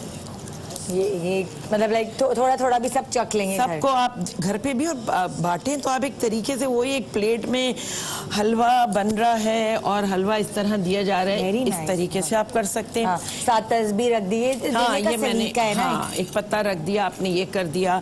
दूसरा, आपके घर ग्लासेस हैं, हाँ। बहुत सारे होते हैं। ये जार था मेरे पास, इसका मेरा कवर टूट गया था, तो आप इसमें हलवा दे सकते हैं। और आप किसी के यहाँ भेज रहे हैं, आपने थोड़े से पत्ते लिए और ये आपने कर लिया। और कभी भी चीज़ खुली नहीं भेजनी चाहिए कहीं भी, प्लीज। ये ज़रूरी है, आपने बच्चों को भी ये सिखाना है कि आपने थोड़ा सा इसको कवर करके आपने इस तरह करके भेजना होगा, ताकि बच्चे जो हैं, खाना कभी खुला नहीं जाना चाहिए। ठीक है। दूसरा मैंने क्या किया, ये आपने ले लिया मट्टी के, अगर आपने भेजना है कहीं तो ये आपने रख लिया, इसके अंदर ये आपने फूल वूल डाल दिए। हाँ अच्छा, अब किसी के यहाँ भेज रहे हैं तो आपने इसको ये बच्चों से करवाएं। हाँ। और ये कुछ भी नहीं है, ये चूड़ी है आम, हाँ। बच्चों की, मेरी पोती की चूड़ी थी, शेल की, ये आपने लिया, ये आपने ये देखें, बहुत मतलब छोटी छोटी चीजें हैं ना। ये मैंने शेल्स लिए, हाँ ये सीपियां थी जिसमें आप हलवा अच्छी तरह धोया, साफ सुथरा किया। लोगों के आप इतना भर के ना भेजें, कोई नहीं खाता, आप चखते हैं ना, सब चख रहे होते। और आपने उसके साथ ही कुछ फूल साथ में, ये क्या है? ये मैंने स्वीट थी बच्चों की, अच्छा, मेरे पास व्हाइट थी। हाँ। ये आप डाल दें इसके अंदर, एक उसके अंदर आप थोड़े से फूल डाल, देखें ये एक तरीका होता है। हाँ। कि अगर आप एक ट्रे में रखेंगे ये दो चीजें साथ, हाँ। और आप भेजेंगे तो एक लगेगा कि आपने कुछ स्पेशल किया है। हाँ। और इसी तरह इज्जत और रिस्पेक्ट भी तो होती है ना, बस। और ये मैंने कोई बाजार से नहीं, रिबन्स घर में पड़े होते हैं, आपने रोल्स बनाए, हाँ। प्लेट में रखे, बच्चों को ट्रे में ढक के दे दें कि बच्चे लें, और इसको इसके अंदर आप कुछ नैपकिन डाल दें। हाँ। और इसमें आप ये रखें, हाँ। ताकि जब बच्चे बाहर बांटने जाएं तो वो खोल खोल के बांटें, ताकि उनको पता हो कि खाना ढका हुआ होना चाहिए। तो ये तरीके हैं। ये बास्केट में आपने कर दिया, ये कर दिया। और ये कपकेक्स के अंदर ये बच्चे बड़े शौक से बनाएंगे। हाँ। सूजी का हलवा वगैरह जो है आप इसमें करके और आप इस तरह बांटें, इससे जबरदस्त। हाँ, मतलब सलीका भी नजर आ रहा है, दूसरों को रिस्पेक्ट भी नजर आ रही है। और आप मतलब कि आपने कुछ सोचा किसी के लिए, सिर्फ ऐसे ही हलवे बना प्लेटों में बना के सीधी सीधी आप लोग, और लोग नहीं खाते, आप क्या कोई भेजे, आप क्या करेंगे? हाँ, लेकिन अगर सजा हुआ होगा तो मेरा दिल चाहेगा कि मैं चखूं तो सही। तो ये तरीके हैं बहुत सारे। खाने को इज्जत करें, ढकें, और ठंडा पानी जरूर पिलाएं। गर्मी बहुत है, जूसेस रख लें, बच्चों को बताएं फ्रीजर में जूसेस रख लो, बाहर जाके रोड पे लोग हैं उनको बांट दो। ये छोटी छोटी सी नेकियां सिर्फ हलवे पे नहीं है। हाँ। ये वैरायटी है जो आप जिससे आप नेकियां कमा सकते। छोटे सा ब्रेक ले रहे हैं जनाब, और ब्रेक के बाद दोबारा हाजिर होंगे हम। फिर समीना आपा के जो बकिया हलवे वो बता रही हैं, उनकी रेसिपीज पूछेंगे जी। गुड मॉर्निंग पाकिस्तान, ब्रेक के बाद हमारे साथ।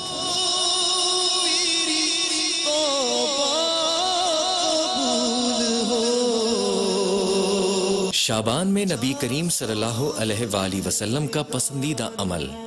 हजरत सैयदना आयशा रज़ी अल्लाह अन्हा फरमाती हैं कि हुजूर नबी करीम सल्लल्लाहु अलैहि वसल्लम पूरे शाबान के रोजे रखा करते थे।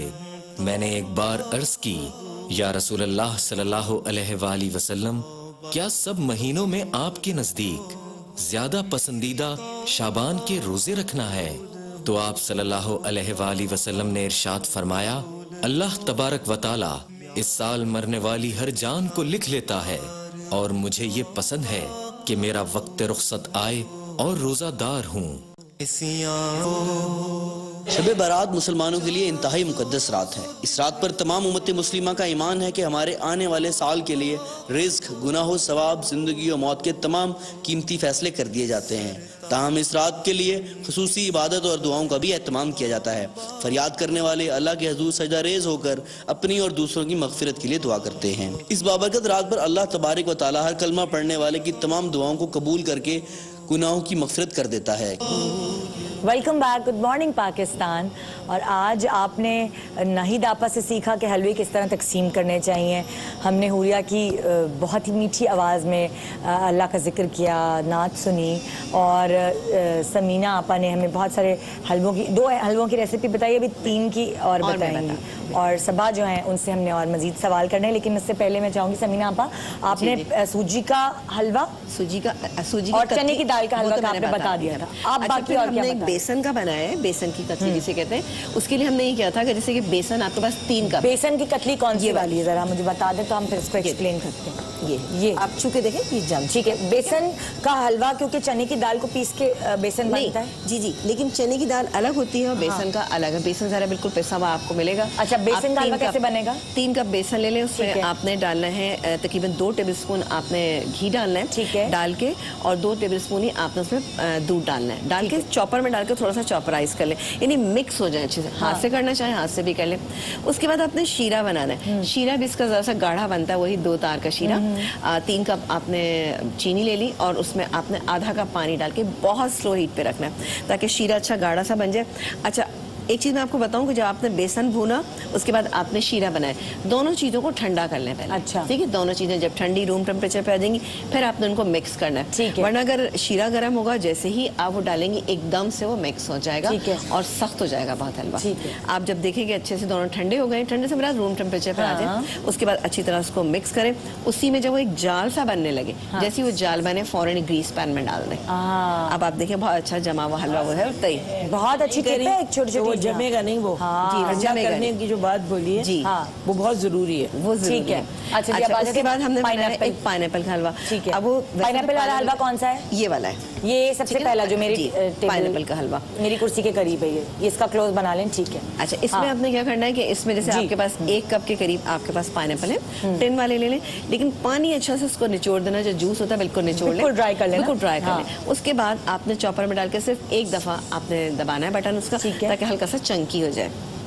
अब आप उसमें डालेंगे तकरीबन 3/4 कप चीनी डालेंगे और 2 टेबलस्पून उसमें घी डालेंगे, सिर्फ 2 टेबलस्पून। इसके अलावा आपने कुछ नहीं डाला। येलो फूड कलर अगर ऐड करना चाहते हैं तो थोड़ा सा ऐड कर दें और उसको पकाएं, ठीक है ना, तेज़ आंच पे उसको पकाएं। चीनी भी उसमें आपने डाल दी, चीनी 3/4 कप डालें ताकि हल्की सी खटास महसूस होना चाहिए आपको पाइनएप्पल के हलवे की। जब आप देखिए बिल्कुल ड्राई हो गया, उसके बाद आपने आधा कप खोया डाला है जो अच्छे से मिक्स हो जाए। पाइनएप्पल के हलवे में खोया है, जी, पाइनएप्पल है, चीनी है और 2 टेबलस्पून घी, 2 टेबलस्पून। सबसे अच्छी बात ये इसमें।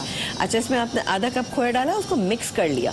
उसके बाद जब आपने देखा कि अच्छा सा सिमट रहा है, और आपने जो लोग हलवे बनाते हैं उनको पता होगा कि वो साइडें छोड़ देता है, जैसे छोड़ने लगे उसमें आपने 1 कप और उसके अंदर खोया डाला, बादाम पिस्ता डाले, मिक्स किया और निकाल लिया।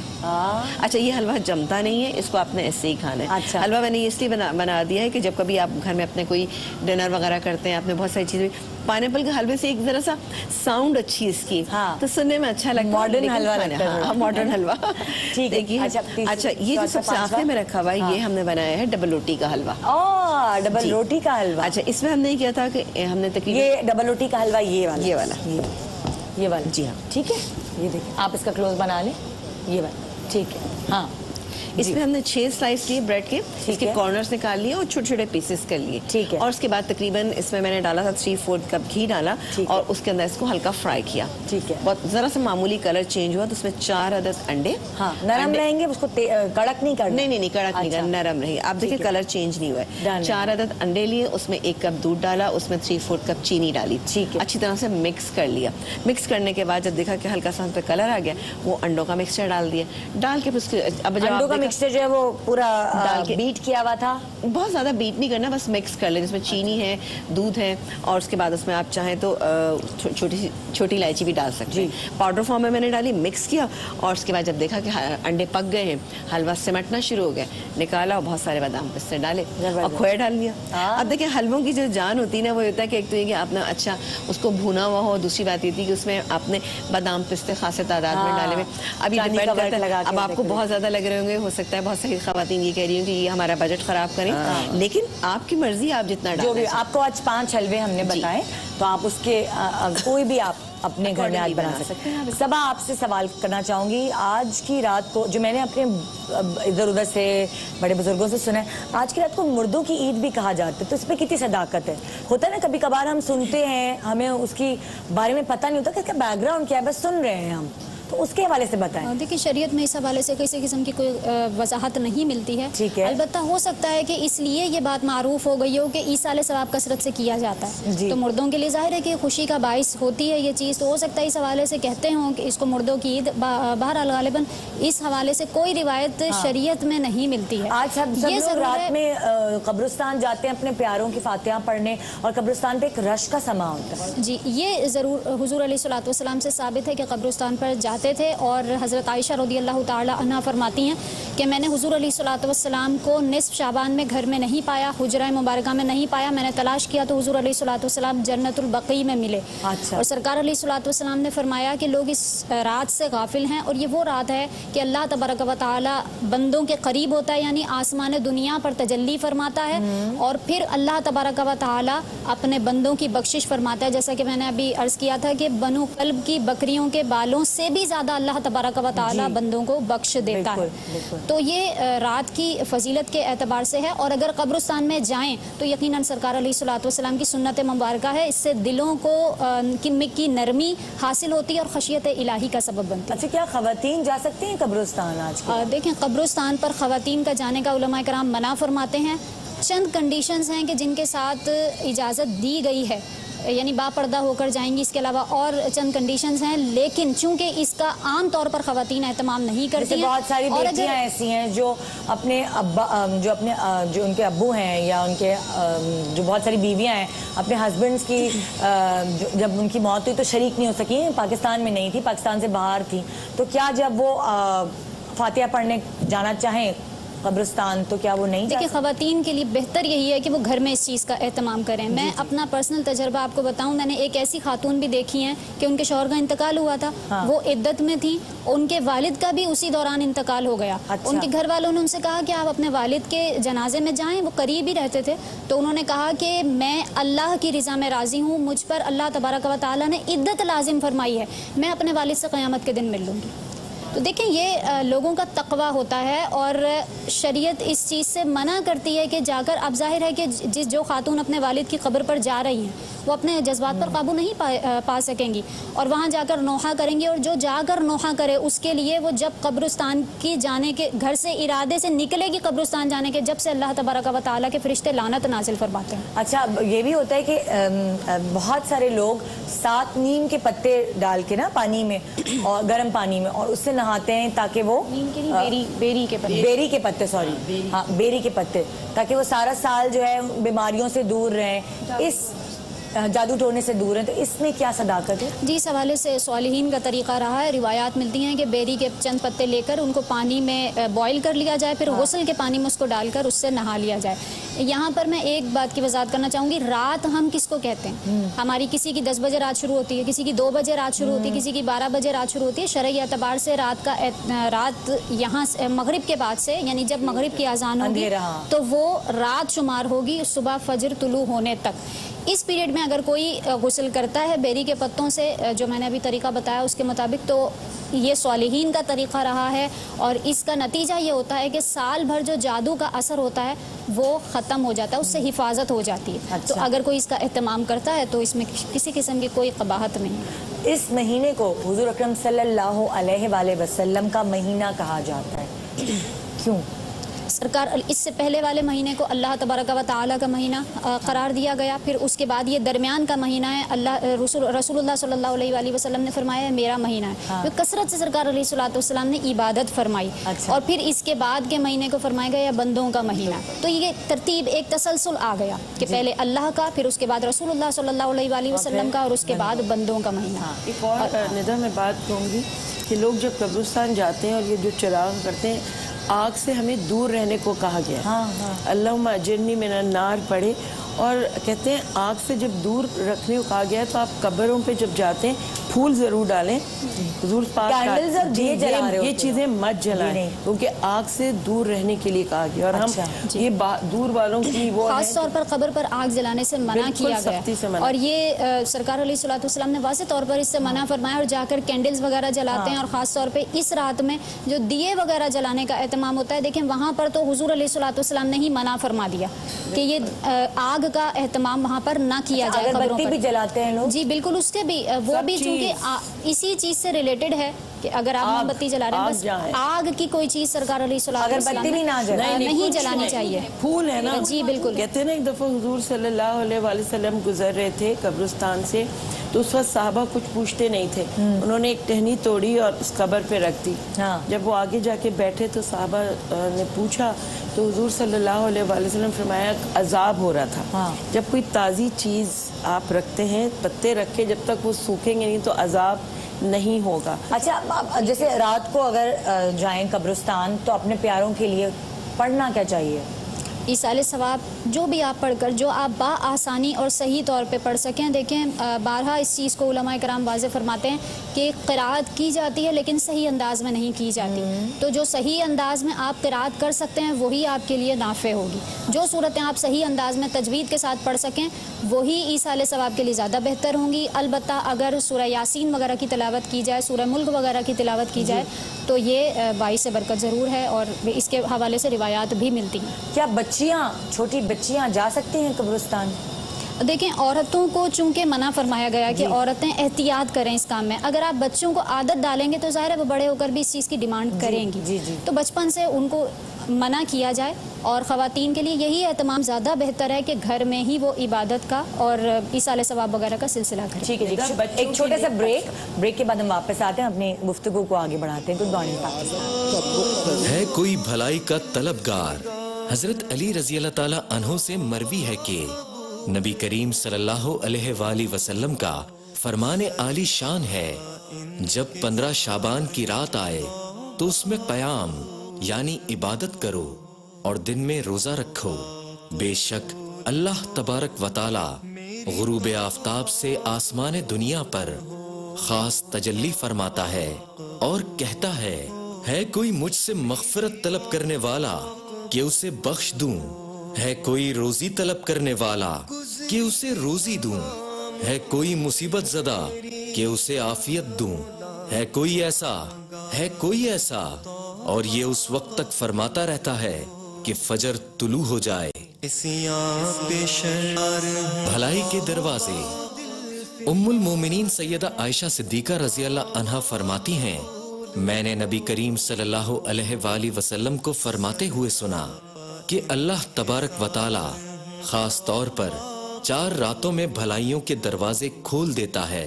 ईद उल फितर की रात, बकरीद की रात, अरफा यानी 9 ज़िलहज की रात, शाबान की 15वीं रात के उस रात में मरने वालों के नाम और लोगों का रिस्क और इस साल हज करने वालों के नाम लिखे जाते हैं। Welcome back, good morning Pakistan.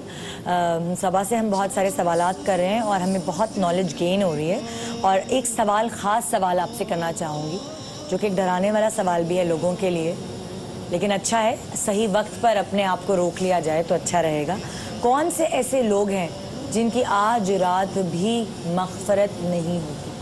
देखिए, इस हवाले से कई रिवायात मिलती हैं। जिनका ज़्यादा रिवायात में आता है वो ये है कि ताल्लुक़ तोड़ने वाले, माँ बाप के नाफरमान, इन 2 के हवाले से बहुत ज़्यादा रिवायात में मिलता है कि इन लोगों की अल्लाह तबारक व तआला मग़फ़िरत नहीं फरमाएगा। इसके अलावा हराम खाने वाले की मग़फ़िरत ना होने की वईद अल्लाह तबारक व तआला की तरफ से सरकार अलैहिस्सलाम ने रिवायात में बयान फरमाई है। तो अब ज़ाहिर है कि इसीलिए ये कहा जाता है कि अल्लाह तबारक व तआला भी मगफिरत फरमा रहा है, लेकिन आप भी लोगों से माफ़ी मांगें। और ये जो आजकल हमारे यहाँ मैसेजेस का तरीका चल गया है, आप देखें कि अगर वाकई कल्ब इस पर मुतमईन है कि आप वाकई मगफिरत ही मांग रहे हैं, माफ़ी ही तलब कर रहे हैं किसी से, किसी की दिल आज़ारी की वजह से, तब तो ये बात वैलिड है। लेकिन हमारा सिर्फ एक ये तरीका बन गया है कि मैसेज लिखा, उसको फॉरवर्ड कर दिया। मुझे सुबह मैसेज आया, मुझे तो पता ही नहीं कि किसने मुझसे माफ़ी मांगी, और फॉरवर्ड मैसेजेस कर दिए सबको एक साथ, सारे मोबाइल पे जितने नंबर कॉन्टैक्ट से सबको चले गए। मुझे पता तो चले दिल में बिल्कुल इस बात का एहसास नहीं होता कि हम किसी से माफ़ी मांग रहे हैं। किसी का मैसेज आया, वही मैसेज आगे फॉरवर्ड कर दिया। माफ़ी का तरीका ये नहीं होता। अच्छा। अगर किसी की वाकई दिल आज़ारी की है, आपको मालूम है, अगर कुल्ली तौर पे वैसी माफ़ी मांगना चाह रहे हैं, उसके बारे में अगर मैं यही कहूँगी कि अगर मैसेज फॉरवर्ड कर रहे हैं अपनी तौर पर, तो उसमें कोई कबात नहीं है। लेकिन अगर वाकई आपको पता है कि कोई आपसे नाराज़ है, या किसी की आपने दिल आज़ारी की है, या कोई ऐसी बात हो गई है कि वाकई उसके लिए दिल आज़ारी का बाइस है, तो यकीनन उसके लिए अलग से उससे जाकर माफ़ी मांगी जाएगी। और अगर आप फ़ोन पे भी इस तरह भी हो सकता है, ना जा सकें तो फ़ोन पे कॉल करके माफ़ी मांगें और फिर उससे माफ़ करवाएं। सिर्फ आपने मैसेज फॉरवर्ड कर दिया, ये माफ़ी नहीं होती। अच्छा, ज़रा गाइड करें। बहुत सारी लोग जो हैं आज सोच रहे होंगे जबकि हम इबादत करें तो हम क्या क्या पढ़ना चाहिए, हमें कौन से नवाफिल, कौन सी मतलब कौन सी दुआएं, क्या क्या पढ़ना? देखिए, वैसे तो रिवायत में बहुत सारी चीज़ें मिलती हैं। नवाफिल, बहुत तरह के नवाफिल मिलते हैं। सबसे पहले तो मैंने अभी अर्ज़ किया कि मगरिब की नमाज के बाद ही रात शुरू होती है। तो सबसे पहली जो इबादत, नफली इबादत है, वो मगरिब की नमाज के बाद ही बयान लोग बैठते हैं 12-1 बजे के बाद बैठते हैं जी। तो आप कहती है कि मगरिब की नमाज के बाद ही बैठ जाना चाहिए? जी बिल्कुल, रात ही मगरिब की नमाज के बाद शुरू हो जाती है। जैसे ही मगरिब की अजान हुई, अब ये शरई तौर पर रात ही शुमार होगी। तो इसीलिए ये वज़ाहत फरमाई गई है कि पहले फ़र्ज नमाज पढ़ लें अपनी मगरिब की, 3 फ़र्ज पढ़ लें, उसके बाद 2 सुन्नत पढ़ लें, उसके बाद 6 नफिल बयान किए गए हैं। और उसके हवाले से यह है कि 2-2 रकात करके पढ़े जाएं, उसमें उम्र में बरकत की दुआ की जाए, दूसरे वाले 2 नफिल में बलाओं से हिफाजत की दुआ की जाए, इसी तरह आखिरी नफिल भी अदा किए जाए। कुतुब में ये बासानी मिल जाता है। और फिर उसमें तरीका ये लिखा हुआ है कि पहली जो हर रकत में सूरह फातिहा के बाद 3 मरतबा सूरह इखलास पढ़ी जाए, और फिर उसके बाद 2 नफिल पढ़ लिए, उसके बाद 21 मरतबा सूरह इखलास पढ़ी जाए, या फिर सूरह यासीन 1 मरतबा पढ़ ली जाए। और दुआए निस्फ शाबान, ये कुतुब में आसानी से मिल जाती है, 1 पेज की तकरीबन ये दुआ है। अगर वो दुआ आप उर्दू में पढ़ें तो ज़्यादा बेहतर है। जिसको अरबी नहीं आती, जो अरबी नहीं समझ सकता, वो उर्दू में पढ़े, ताकि वो उसको ये तो पता हो कि वो दुआ मांग क्या रहा है। अपने रब से दुआ मांग रहे हैं, और वो अरबी सिर्फ वो एक ज़बान से जारी हो रही है, पता नहीं है कि उसके अंदर क्या लिखा हुआ है। तो उर्दू में दुआ पढ़ लें, एक ही बात है, उर्दू में पढ़ें, अरबी में पढ़ें, रब से दुआ कर रहे हैं उस ज़ुबान में करें जिसमें आपको पता चले कि आप क्या मांग रहे हैं। तो ये एक तरीका है, ताकि ये इसलिए बयान किया गया है कि जैसे ही रात शुरू होगी वैसे ही नवाफिल की जो आदत है, जो भी मतलब किए जाएंगे नवाफिल, उसका सिलसिला एक शुरू हो जाएगा। लेकिन यहाँ पर एक चीज़ मैंने पहले भी अर्ज़ किया कि जिनकी फ़राइज़ क़ज़ा हैं, फ़र्ज़ नमाज़ें क़ज़ा हैं, वो फ़र्ज़ नमाज़ों का एहतमाम करें। आप देखें कि हम अगर कहीं पर लिखा हुआ हो बाय 1 गेट 1 फ्री, तो उस तरफ दिल माइल होता है, जाते हैं, उसको तलाश करते हैं। तो अल्लाह तबारक व तआला की बारगाह से भी तो ये नवीद है कि फ़राइज़ की फ़िक्र करो तो सुन्नतों का सवाब भी अल्लाह तबारक व तआला अता फरमाएगा। तो यहाँ भी तो 2 चीज़ें मिल रही हैं। हाँ, अगर कोई सिर्फ मुस्तहब्बात पर अमल कर रहा है, फ़राइज़ को तर्क कर रहा है, तो पहला सवाल माजरत के साथ आखिरत में फ़र्ज़ के बारे में होगा। और अगर फ़र्ज़ का ही जवाब नहीं दे पाएंगे तो ये मुस्तहब्बात भी आपके किसी काम नहीं आएंगे। बिल्कुल। तो इसलिए फ़राइज़ की फ़िक्र करें। अगर किसी के फ़राइज़ क़ज़ा नहीं है, बहुत शौक़ और ज़ौक़ से वो इबादत करे, बहुत ज़्यादा उसके लिए बाइस बरकत है। क़ज़ाए उम्री जो कहते हैं ना, ये वो है।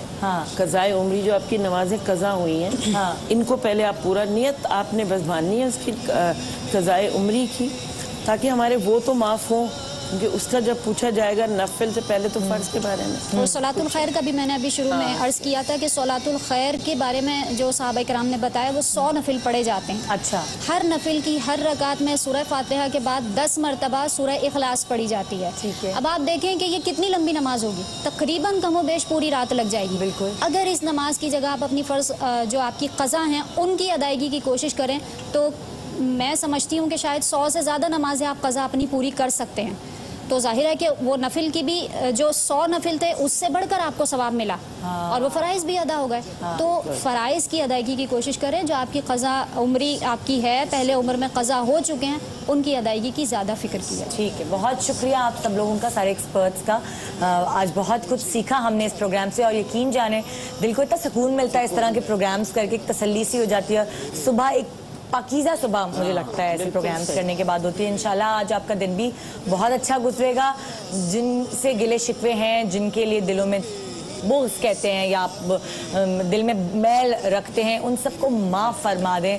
और आप अगर माफ़ी भी मांगना चाहते हैं किसी और से, माफ़ी भी मांगें और अपना दिल बस सबसे पहले साफ़ करें, डिटॉक्सिफाई कर लें अपने आप को। हम अपने प्रोग्राम की इब्तिदा हमने हुरिया की दुआ से की थी और इख्तिताम भी हुरिया की आवाज़ से होना चाहिए। अब तुम क्या सुनाओगी नात? दुआ ही पेश कर रही हूँ। अल्लाह ताला की बारगाह में हम सब जो भी हमारे गुनाह हैं वो भी धुलें जी, और दिल भी साफ हों जी। जो बीमार हैं, जितनी भी, जाहिर है इंसान की यहाँ पर बहुत सारी दुआएं इस तरह भी कबूल होती हैं, आपके किस्मत लिखी जाती है, तो वो सब भी दुआ करनी तो यहाँ मेरी तरफ से खुदा हाफिज़, अपना बहुत ख्याल रखिएगा। और एक दफ़ा फिर मेरी तरफ से माजरत जिसकी दिल आज़ारी हुई है, मेरी तरफ से ख़ास तौर पे मेरी नदा यासर की तरफ से माजरत। मेरी सास हो, नंद हो, मियाँ हो, अम्मा अब्बा हो, बहन भाई हो, मेरे बच्चे हों या मेरी टीम हो या मेरे बॉसेस हों, देखने वाले आवाम हो, बहुत सारे एक्सट्रीम बोलने में बहुत सारी चीज़ें ऐसी मुंह से निकल जाती हैं जिससे शायद दूसरा डिस्टर्ब हो जाता है। तो आई एम सो सॉरी, मुझे माफ़ कर दीजिए, हाथ जोड़ के माफ़ी मांगती हूँ जी। हुरिया। रंज की मारों पर हो करम की नजर, हो करम की नजर, तालिबे रहम है बिनवा रहम कर, रहम कर, रहम कर, ऐ खुदा रहम कर, ऐ खुदा रहम कर। हर कड़े वक्त में काम आता है तू, सबका मौला है तू, सबका दाता है तू। कौन है अपना तेरे सिवा, रहम कर, रहम कर, रहम कर, ऐ खुदा रहम कर, ऐ खुदा रहम कर। तालिबे रहम है बिनवा रहम कर, रहम कर, रहम कर, ऐ खुदा रहम कर। जितने बीमार हैं उनको दे दे शिफा, जितने कैदी हैं तू उनको कर दे रिहा, उनके दिल को खुदाया तू खुशहाल कर, रहम कर।